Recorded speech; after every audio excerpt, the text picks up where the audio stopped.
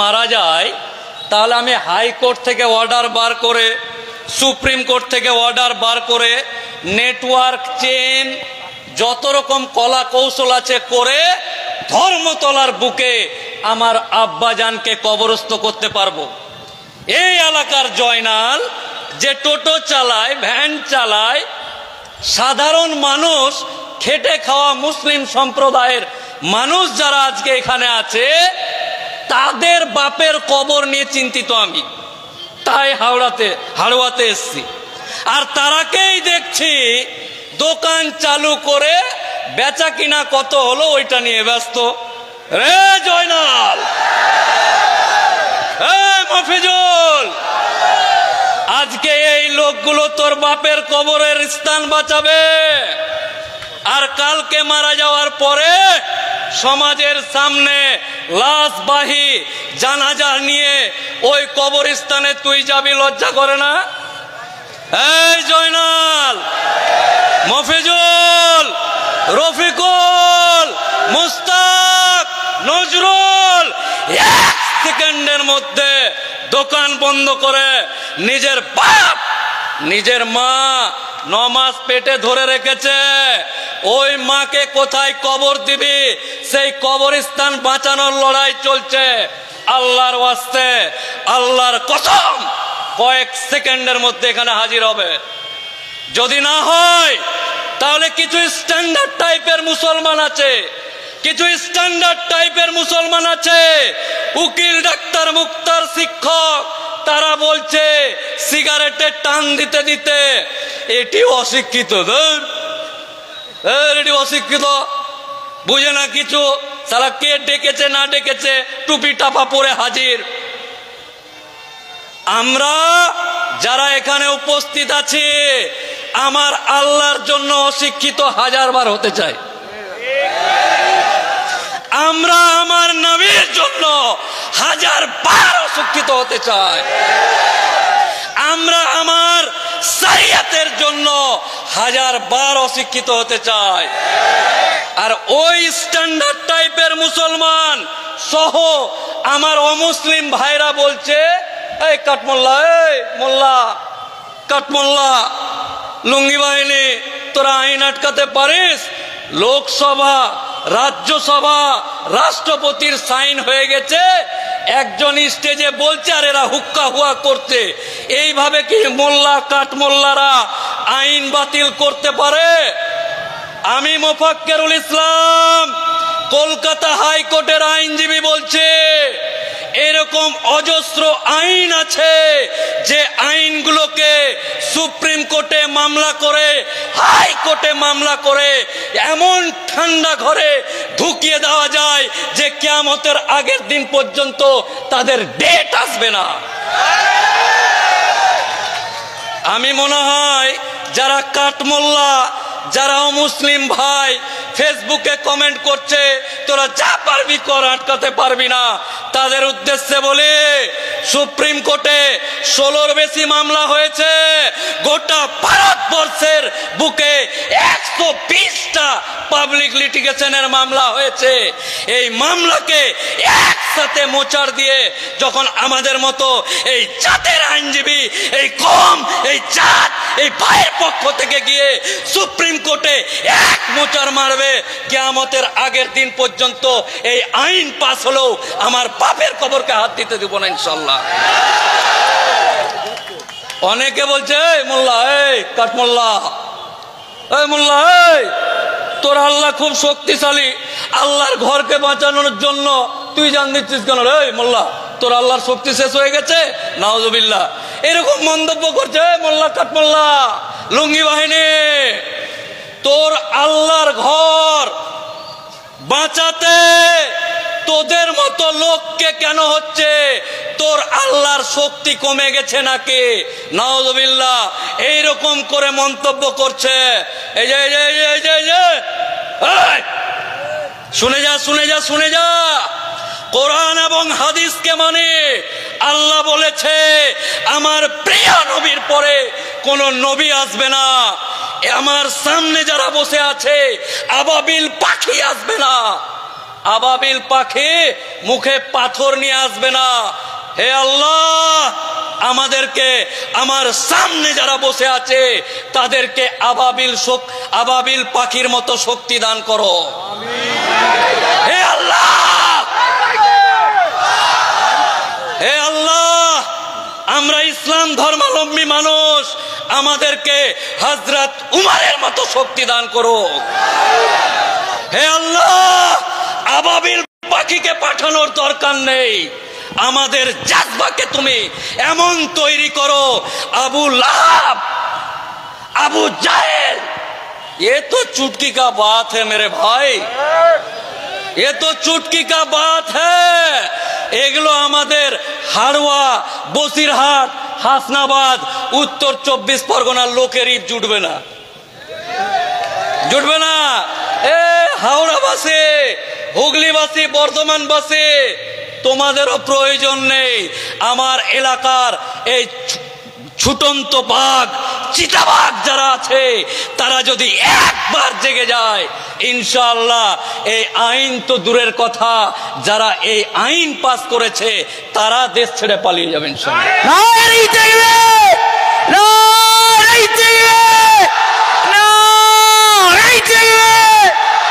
অমিত শাহ নিপাত যাক, মোদি নিপাত যাক। অনেকে বলছে মুসলমানদেরকে উস্কে দিচ্ছে, মুসলমানদেরকে উস্কে দিচ্ছে। আরে মুসলমানদেরকে উস্কাতে হয় না, এক একটা মুসলমান এক একটা বাঘের বাচ্চার মতো। ইসলাম জিন্দাবাদ। অনেকে বলছে উস্কাচ্ছে, আমি বলছি আরে ইতিহাস জানিস না? আমাদের মতো লোক, আজিজ ভাইয়ের মতো লোক, হুজুরের মতো লোকেরা এই সমস্ত চিতাবাঘদেরকে টেনে রেখেছে। একবার এক সেকেন্ডের জন্য যদি ইশারা দিয়ে দেয়, আল্লাহ মালিক, গায়েবের মালিক আল্লাহ তাআলা জানে কি ধরনের খেলা হয়ে যাবে। আমিও জানি না কি ধরনের হয়ে যাবে। আমরা উস্কানি দিতে নয়, আমার জাত আমার কমকে উস্কানি দেওয়ার ব্যাপার নাই, এমনি তাদের রক্ত চিতাবাঘের থেকে বেশি, তাই উস্কানি ফুস্কানির কোনো ব্যাপার নাই। বর্তমান দিনে এই সরকার যে অত্যাচারগুলো করছে তার প্রতিবাদ তারা করছে। আচ্ছা, এই ওয়াকফ বিলটা কি না জেনেই আমি ফেসবুক চালাই, আমার ফেসবুকে শ্যামল বাবু কমেন্ট করছে, ঠিক করেছে, ভালো করেছে।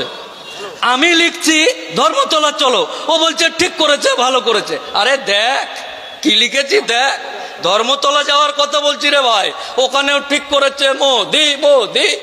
ভাই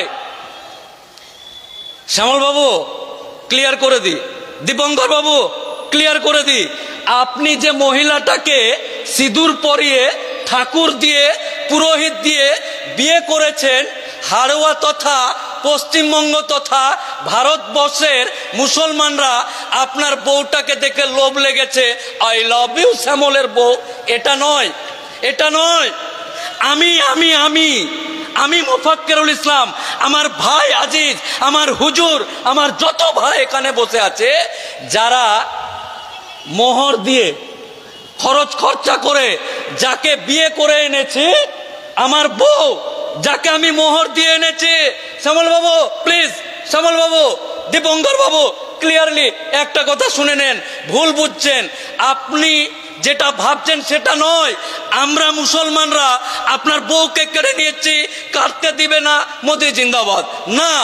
মুসলমানরা যে মহিলাটাকে বিয়ে করে এনেছে, ওই বউটাকে দেখে কেন্দ্রীয় সরকারের লোভ হচ্ছে, আই লাভ ইউ উকিল সাহেবের বউ। আর আমি বেঁচে আছি, আমি বেঁচে আছি, আমার মোহর দেওয়া বউকে সরকারের পছন্দ হয়েছে, আর বলবো নিয়ে নে আইন পাস করে, তা হয়? হবে না। শ্যামল বাবু ক্লিয়ার হলো কি? দীপঙ্কর বাবু ক্লিয়ার হলো কি? যে আপনার বউকে নিয়ে টানাটানি নয়, আমার বউকে সরকার টানাটানি করছে, সেই বিলটার আমরা প্রতিবাদ করছি।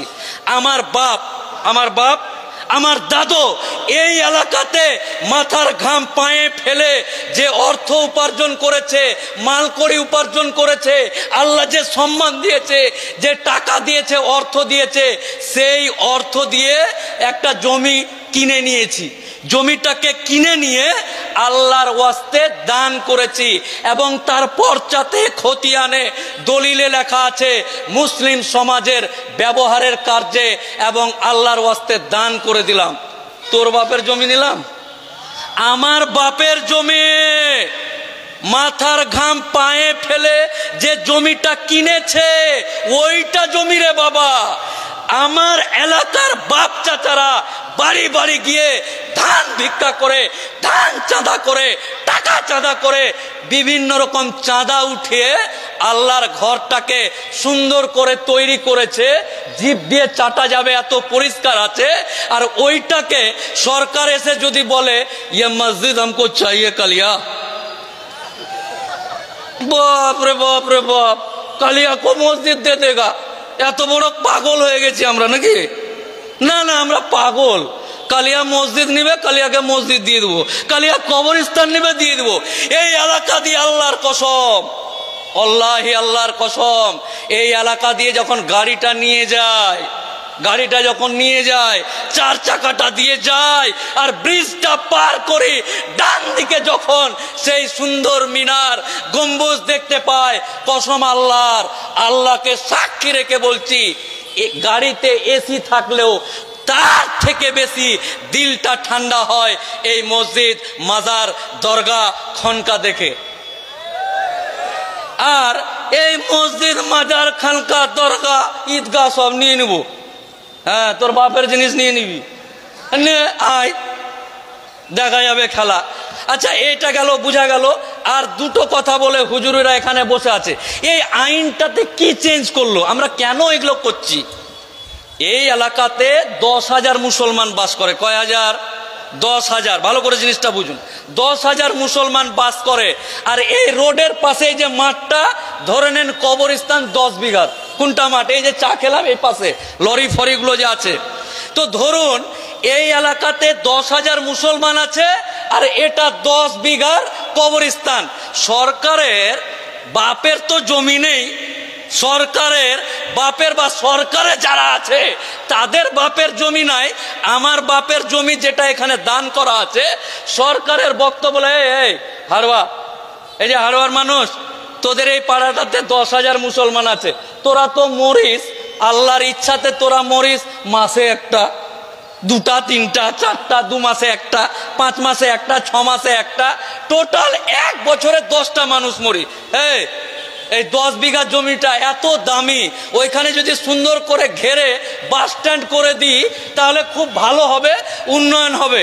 এটা দেখে আবার কিছু দীপঙ্কর বাবুর মতন লোক, ওরা বলছে হ্যাঁ খুব ভালো হবে, খুব ভালো হবে এটা। হ্যাঁ, তোর বাপের জায়গা, আমার বাপের জায়গা দেওয়া আছে, এই এলাকার মানুষ কবর দিবে বলে সরকারের ইচ্ছা হলো এই যে এই এলাকার 10,000 মানুষ 1 বছরে মরে 10টা, এদের কবরে মাটি দেওয়ার পর আবার কবর পূরণ হয়ে যায়। এতটা জায়গা নিস না রে মুসলমান, 4 কাঠা নে আর বাকি 9.5 বিঘা আমাদেরকে দিয়ে দে। 4 কাঠা নে, 10টা মানুষকে মাটি দিতে কত লাগে? 4 কাঠাটা নে, ঘেরে নে, আর বাকি 9.5 কাঠাটা আমাদেরকে দিয়ে দে। এইটাতে আমরা টোটো স্ট্যান্ড, ভুটভুটি স্ট্যান্ড, বাস স্ট্যান্ড, পানের পিচ সব গিয়ে ফেলবো। আরে আমার বাপ ওখানে শুয়ে আছে, যে বাপের পানিতে আমি তৈরি হয়েছি, যে বাপের ওরসে জন্ম হয়েছি। আমার দাদু শুয়ে আছে ওখানে, আমার মা শুয়ে আছে, আমার খালা শুয়ে আছে, আমার ফুফা শুয়ে আছে, আমার ফুপি শুয়ে আছে। আর তুই 3 দিনের বৈরাগী ভাতকে বলিস অন্য, আমার বাপের দেওয়া জায়গাটাতে এসে বলছিস যে এই জায়গাটা দে, আর আমার বাপের কবরে তুই টোটো চালাবি, ভুটভুটি চালাবি, গাড়ির চাকা ঘুরাবি, পানের পেট ফেলবি। এটা হতে পারে? আমি রক্ত বেঁচে আছে গায়ে, এটা হয় নাকি? এটা মানা যায়? আমার বাপের কবরে টোটো চালাচ্ছে আর আমি বেঁচে আছি। আমি কেমন? আমিটা কেমন? আমি যে আমি বেঁচেও আছি আর আমার সামনে আমার বাপের কবরে টোটো চালাবে, পানের পেট ফেলবে। এ কি রে ভাই? না, এগুলো কোনো কাহিনী চলবে না। এটা গেল একটা। আচ্ছা, এই এলাকাতে একটা কবরস্থান আছে, এই এলাকাতে দ্বিতীয় নাম্বার পয়েন্ট, এই এলাকাতে কবরস্থান আছে। ওই কবরটাতে বৃষ্টির দিনে মাটি দিতে গেলে কবরে পানি উঠে যায়। এই এলাকার একজন হাজী সাহেবকে বললাম, হাজী সাহেব আপনাকে আল্লাহ অনেক টাকা দিয়েছে বাবা, আপনি হাজী সাহেব মানুষ, আপনার ওখানে উঁচু একটু 4 কাঠা জায়গা আছে, ওইটা একটু দান করেন। এও বললো ঠিক আছে নে। নবাবের ছেড়ে যাওয়া বংশধর, মুসলমানকে নবাবের ছেড়ে যাওয়া বংশধর, এদের মন মানসিকতা আপনি যদি বিস্তারিত ইতিহাস দেখেন, এদের শরীরের থেকে কলিজাই বেশি, শরীরটাই কম কলিজাটাই বড়। ইতিহাস দেখে নেন, আমার কথা যদি মিথ্যা মনে হয় তাহলে ইতিহাস দেখে নেন। তো এই হাজী সাহেব 4 কাঠা জায়গা দিতে গেলে হাজী সাহেব মুসলমান কিনা, কতদিন থেকে মুসলমানি করা আছে কিনা, খতনা দেওয়া আছে কিনা, এগুলোর সার্টিফিকেট নিবে যে হ্যাঁ আমি হাজী আব্দুর রহিম, আমার খতনা দেওয়া আছে, ওইটারও একটু ছবি তুলে নিয়ে হ্যাঁ আমি খতনা কাটা হাজী সাহেব রহিম, আমি এই একটা সার্টিফিকেট লাগবে। এই সার্টিফিকেটটা নিয়ে জমি দান করবে কবরস্থানের জন্য। এই আইনটা পাস করেছে। আমাকেও কলকাতা হাইকোর্টে কিছু রাজনৈতিক দলের নেতা, তারা আমাদের বন্ধু, বিজেপির হোক আর কংগ্রেসের হোক, তৃণমূলের হোক, আইএসএফ এর হোক, আর যা যা পার্টি আছে সবার, বিজেপিরও, ওরাও কিন্তু আমাদের সাথে হ্যাঁ কিরে, তো ভোট আছে আমাদের কোর্টে, ভোট আছে। তো আমাকে এসে 3-4টা পার্টির লোক এসে বলছে তুই বেশি একটু মুসলমান করছিস। কি করছিস তুই? একটু বেশি মুসলমান করছিস। তাই নাকি? এ বাবা, হ্যাঁ কি করছি আমি? বলছি আপনি একটু মুসলমান বেশি করছিস। মানে আমরা যেহেতু একই তুই তাকারি করে বলি, তুই একটু বেশি।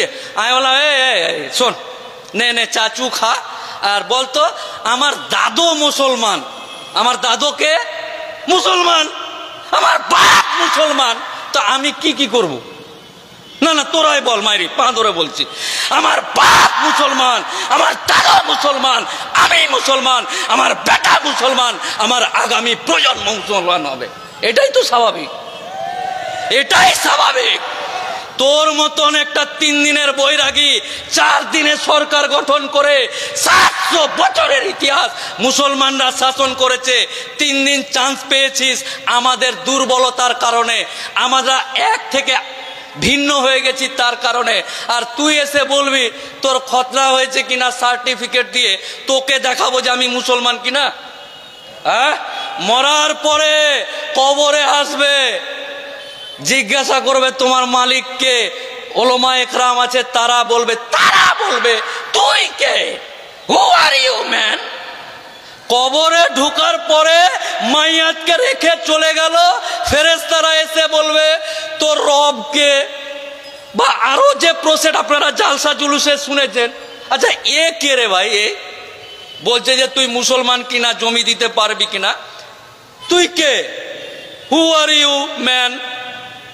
মুসলমানরা যদি একবার জেগে যায়, ভাই যারা বলছে হিন্দু মুসলমান করছে তাদেরকে বলে ডাক্তার নিয়ে আয় ডাক্তার, কাট কলিজা, চিরে দে বুক, কলিজাটা বার করে দেখ। শ্যামল বাবু, তোমার বাপের নামে আমার নামে আমার হৃদয়ে কোনো বিদ্বেষ নেই। আমরা হিন্দু মুসলমান করি না, আমরা হৃদয়ে জায়গা দেওয়ার নাম মুসলমান। প্রত্যেকটা জাতিকে হৃদয়ে নিয়ে, বুকে নিয়ে বসবাসকারীর নাম মুসলমান। এই মুসলমানকে যারা হৃদয়ে নিয়ে থাকে, যদি মনে করে সেই লোকগুলো যে হৃদয়ে জায়গা পেয়েছি মাথায় উঠে যাব আর উঠে একটু নাচবো, চিচি রে ননিছি, তাহলে বলে দি হৃদয় অবধি থাক ভাই, হৃদয় অবধি থাক, মাথায় উঠার চেষ্টা করিস না, নাহলে মারবো এমন যে সমুদ্রের গভীর তলে গিয়ে পড়ে যাবি। বোঝাতে পারলাম না মনে হয়? বোঝাতে পেরেছি? নারায়ে তাকবীর, আরো জোরে, আরো জোরে। না ওকে চিহ্নিত করতো, ওর বাপের কবরটা অন্য জায়গায় জিসিপি দিয়ে খুঁড়ে নিয়ে চলে যাবো। জোরে হবে, নারায়ে তাকবীর, নারায়ে তাকবীর। ভাই বক্তব্য শেষ করতে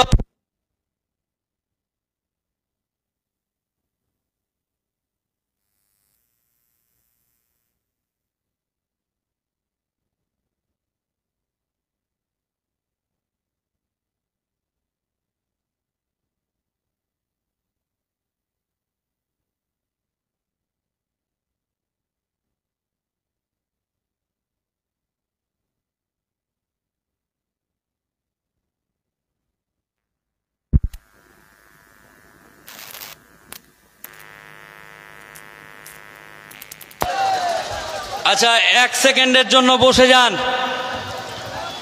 আচ্ছা এবার চলে আসুন। আমরা আমাদেরকে চিনতে ভুলে গেছিলাম।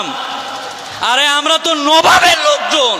আমরা ভাবলাম 3 তালাক পাস করে থেমে যাবে, 3 তালাক পাস করে থেমে যাবে, এই করে থেমে যাবে।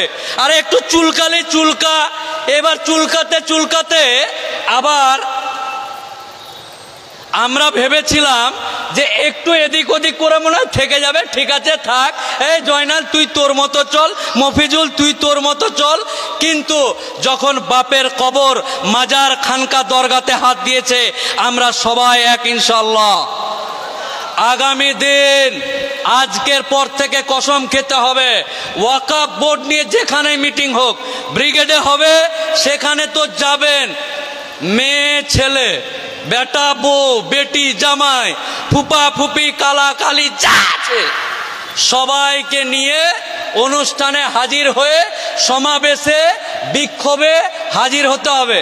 মানে টোটোতে যখন যাবে, টোটোতে, বাসে, ভ্যানে, রিক্সাতে, তখন না, সমস্ত জায়গাতে আগামী দিন আন্দোলনগুলোতে আমরা শুধু নয়, অনেকে বলছে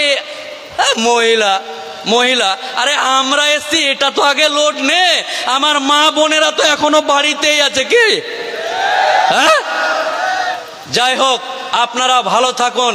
আগামী দিন এটা নিয়ে যেখানে প্রোগ্রাম হবে, আপনাদের সবাইকে জোরহাত করে বলছি, আমি আপনার জাতের, আপনার কওমের, আমার মায়ের পেটের ভাইয়ের মতো ভাই যারা আছে, তাদের সবাইকে বলছি, ভাই কাজ বাদ দিয়ে, দোকানদারি বাদ দিয়ে, আরে কবরটাই দিতে পাবি না তো যা দোকানদারি করে করবি কিরে ভাই? হ্যাঁ, আজব কথা। আচ্ছা যদি বলে যে না আমি জয়নাল, আমি দোকানদারি করব আর আমার বাপকে গঙ্গাতে ভাসিয়ে দেবো, এই যে নদীতে, হ্যাঁ, তোকে তোর বাপের নিজের কেনা কবরস্থানে কবর দিতে দিবে না, আর ওর মা গঙ্গাতে তোকে ফেলতে দিবে? কি বোঝে না ব্যাপারটা। তাই কোনো চান্স নেই, সুযোগও নেই, একটাই সুযোগ। এই চান্সে মোদি বা অন্যান্য যারা আছে, মুসলমানদের ইঞ্জিনের হর্স পাওয়ারটা একটু কম, উঠে বসে যায়। কিন্তু আল্লাহর কসম, এইবারই শেষ খেলা। এইবারেই কি হবে? এইবারেই শেষ। করেঙ্গে ইয়া মারেঙ্গে, করেঙ্গে ইয়া, আরে জোরে বল না রে। যা হবে এইবারই হবে। এতেই ইনশাআল্লাহ আগামী দিন আজিজ ভাইয়ের অত্যন্ত রিকোয়েস্টে কিন্তু আজকে এসছি 4টা মিটিং। এটা হচ্ছে 4 নাম্বার। ক নাম্বার? বেকি বাজার, ফিফা বাজার, পাইকপাড়া, তারপরে হাড়োয়া, প্রত্যেক, হ্যাঁ আমিনপুর, প্রত্যেক দিন। ওই যে বললাম, জয়নালের বাপের কবরকে নিয়ে আমি চিন্তিত, আমার বাপের কবরকে নিয়ে না, কিন্তু ভুল বুঝছেন। বোঝাতে পেরেছি কি, যে আমার বাপের কবরকে হাইকোর্ট থেকে অর্ডার করে ধর্মতলায় কবরস্থান করতে পারবো, তোমরা পারবে না। তাই তোমাদেরকে বেশি করে জাগতে হবে। তাই আগামী দিন একত্রার আহ্বান জানিয়ে যেখানে যেখানে মিটিং হবে, চল মিটিং, চালাও খেলা চলবে। বাড়ি বাড়ি, গ্রাম গ্রাম, পাড়া পাড়া একটা পতাকা নিয়ে, একটা ফ্লেক্স ছাপিয়ে 3 জন মিলে হলেও ওইটাকে ছবি তুলে সোশ্যাল মিডিয়াকে, ফেসবুক, টুইটার, হোয়াটসঅ্যাপ যা আছে সব দখল করে নেব। ওরা যদি ওয়াকফ বোর্ডের সম্পত্তি দখল করতে পারে, আমরা মুসলিম সম্প্রদায়ের পক্ষ থেকে ঘোষণা করছি, ফেসবুকে টুনটুনির মা, ননিরে ননি কিছুই চলবে না, শুধু ওয়াকফ। ফেসবুক দখল করে নেব, ফেসবুক ইনশাআল্লাহ। আপনারা ভালো থাকুন। আমার ইয়াং এবং প্রাণপ্রিয় ভাই যারা আছে, আমি সহ আমরা এই বিলের বিরোধিতায় রক্ত দিতে রাজি আছি। আর একবার, এই ওর রক্ত চলবে না, বয়স হয়ে গেছে, টাটকাগুলো দেখা, চালাও। ইনশাআল্লাহ আমরা সবাই মিলে এক হয়ে ভালো থাকি। আগামী দিন হাড়োয়ার মানুষের সাথে কিন্তু আমার একদম অন্তরের সম্পর্ক, আই লাভ ইউ আর আই লাভ ইউ টু এর সম্পর্ক। কোনো কাহিনী এখানে চলবে না, ডাইরেক্ট একদম। তাই যখন যেখানে যেভাবে পারি না কেন আপনাদের পাশে থাকবো অঙ্গীকারবদ্ধ হয়ে। আমি আমার বক্তব্য শেষ করছি। আসসালামু আলাইকুম ওয়া রাহমাতুল্লাহি ওয়া বারাকাতুহু। নারে তাকবীর, নারে তাকবীর। বসুন, আমাদের হুজুর কেবলা আছেন, হুজুর কেবলা আছেন, তিনি বক্তব্য রাখবেন। তার আগে আমাদের ভাইজান হুজুর, আমাদের সৈয়দ লাবিব আবান ভাইজানকে কিছু বলার জন্য মাইক্রোফোনে আহ্বান জানাচ্ছি।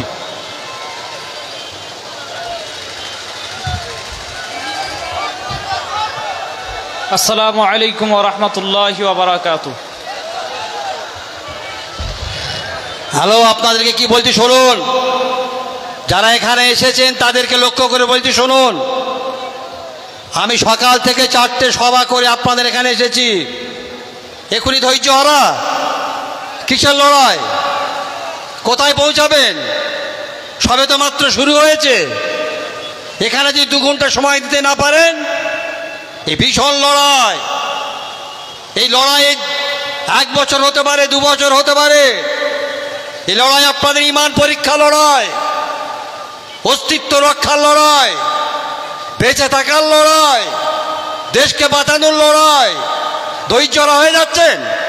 2 ঘন্টা চুলকুনি হচ্ছে, 2 ঘন্টা সরসর করতে বসতে পারছেন না। মুখে বলছেন ইসলামের জন্য, কোরআনের জন্য, হাদিসের জন্য। আমি আপনাদেরকে অনুরোধ করছি, আমি অত কষ্ট করে, অত সময় ব্যয় করে আপনাদের কাছে এসেছি, তার একটা কারণ আছে। সেই কারণটা আমি আপনাদেরকে বলবো। আপনারা 15-20 মিনিট অপেক্ষা করুন। আপনাদের কাছে আমার বিনীত আবেদন, ফুরফুরা শরীফের পক্ষ থেকে আবেদন, দাদা হুজুর পীর কেবলা রাহমাতুল্লাহ আলাইহির পক্ষ থেকে আবেদন, আপনারা মেহেরবানি করে একজন মানুষ এখানে ছাড়বেন না, একটা মানুষ এখান থেকে উঠবেন না। শেষ না হওয়া পর্যন্ত ইসলামের জন্য, আল্লাহর জন্য, রসুলের জন্য, রসুল প্রেমী হয়ে যাওয়ার জন্য এখানে চুপচাপ বসে থাকুন।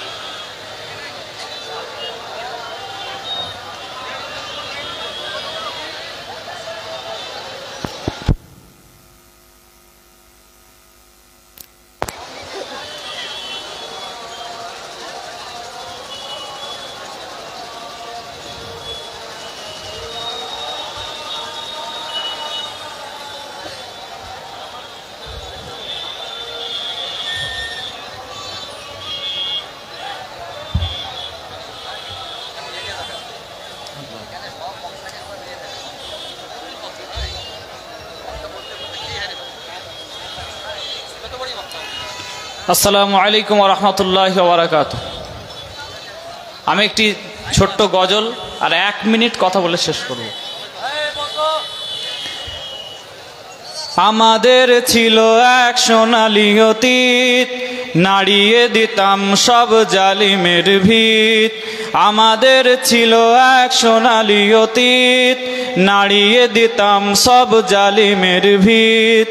আইন ছিল শুধু ইনসাফেরই, জুলুম রুখে দিতে হতো না দেরি। আমাদের সে অতীত হারিয়ে গেছে, মাজলুম আজ তাই কেঁদে মরে। আমাদের সে অতীত হারিয়ে গেছে, মাজলুম আজ তাই কেঁদে মরে। হারিয়েছি যা তা কি পাবো ফিরে, তুমি না জাগলে তাকে ফেরাবে কে? ইয়া শাবাব ইস্তাইকিজ, ইয়া শাবাব ইস্তাইকিজ, হে যুবক জেগে ওঠো, হে যুবক জেগে ওঠো। তুমি কি শোনোনি খালিদের কথা, সালাউদ্দিনের শতবীর গাথা? তুমি কি শোনোনি খালিদের কথা, সালাউদ্দিনের শতবীর গাথা? যুগে যুগে তারা ছিল উম্মার তাতা, তবে কেন আজ মনে শোকাতুর ব্যথা? সিরিয়া কাশ্মীরে আরাকান উইঘুরে ডাকছে তোমারই ভাই, মিটাবে জুলুম চিরতরে, তাকে খোতা খুঁজে বলো পায়।